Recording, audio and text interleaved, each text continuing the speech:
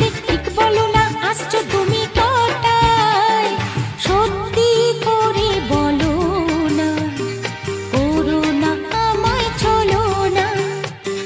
সত্যি করে বলো না, করো না আমায় ছলো না। গোল প্রিন্টের শাড়ি পরে গড়িয়াহাটের মোড়ে আসতে পারি ঠিক সন্ধ্যে 6টায়।